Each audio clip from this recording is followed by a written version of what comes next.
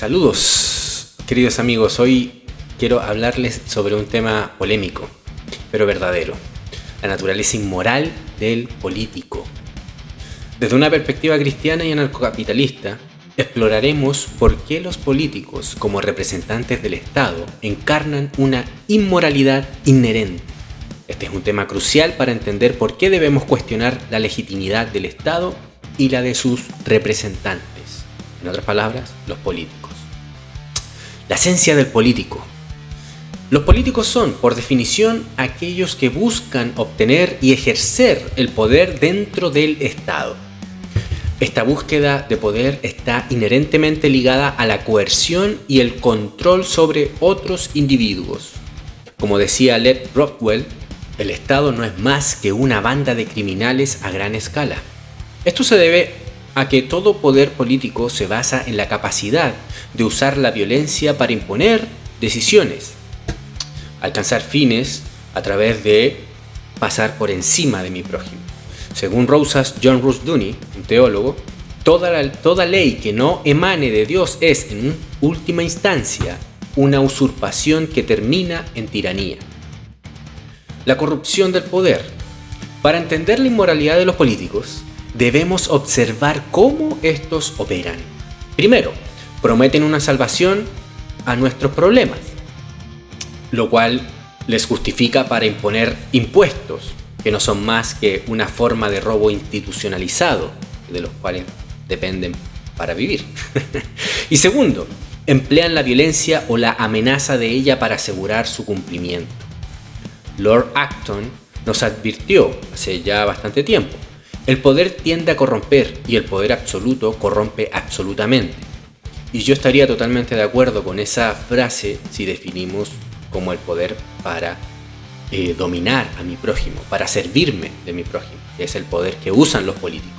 En la práctica, los políticos utilizan su posición para beneficiar a unos pocos a costa de muchos, demostrando una violación constante del mandamiento "no robarás". El engaño de la democracia. Hans Hermann Hoppe, en su libro Democracia, el Dios que fracasó, argumenta que la democracia no es más que la dictadura de la mayoría, donde los políticos manipulan a las masas para mantenerse en el poder. Los políticos prometen el cielo y la tierra para ganar votos, pero rara vez cumplen. Y el no cumplimiento de sus promesas no les acarrea ninguna consecuencia, ninguna.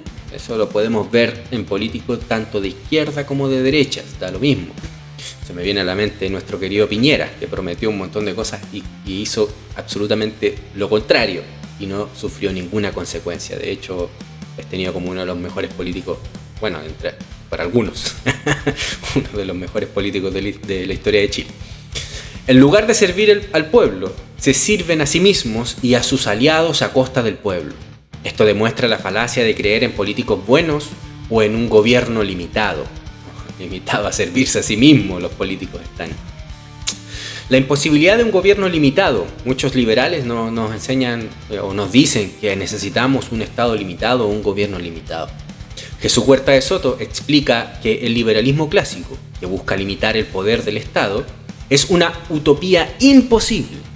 El Estado, por su naturaleza monopolista de la violencia, siempre tenderá a expandir su poder y a violar los derechos individuales, pues de esto depende el buen vivir de los políticos. ¿De qué? De ejercer violencia para poder alcanzar los fines que se imponen, ¿verdad? Para poder tener ingresos ellos primero tienen que robarle a los sometidos. Y para poder, entre comillas, cumplir una promesa, tienen que primero robarle a uno para darle al otro. Y entre ese cambio, ahí nos dejamos harto en el bolsillo, como lo haría un político. Esta expansión inevitablemente demuestra la falacia de creer en un gobierno limitado y en el fracaso del liberalismo clásico, que lo único que ha hecho el tiempo con respecto a la visión o a la ideología del liberalismo clásico es demostrar que es inviable el liberalismo clásico. Nunca ha habido un retroceso en el crecimiento del Estado, todo lo contrario, solo un aumento. Bueno, concluimos. En contraste, la ley de Dios nos llama a vivir en libertad bajo su soberanía, respetando la propiedad y la vida de nuestro prójimo. Jesucristo, nuestro verdadero Rey, Nos enseñó a servir y amar a nuestro prójimo, no a dominarlo ni a vivir a costa de él. El Estado, en su naturaleza coercitiva y violenta, y han habido estados que han sido ateos y estados cristianos, da lo mismo, siguen siendo igual de inmorales, es antitético al reino de Dios. La naturaleza inmoral del político y del Estado nos llama a reconsiderar nuestro modelo de sociedad.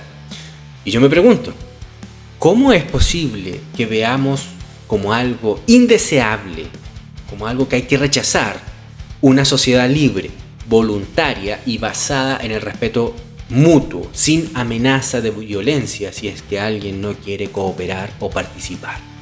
Porque el sistema actual propone la participación forzosa, porque nos obligan a participar a través del pago de impuestos, a través de un montón de políticas que nos obligan a participar.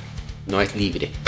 Usted está obligado a participar. Por lo tanto, queridos amigos, rechazar la inmoralidad inherente de los políticos y del Estado es una acción natural de cualquier persona decente. Y volverse hacia Dios y su ley, un deber de todo cristiano. Y yo, como ustedes sabrán, soy cristiano. Bueno, muchas gracias por acompañarme hoy.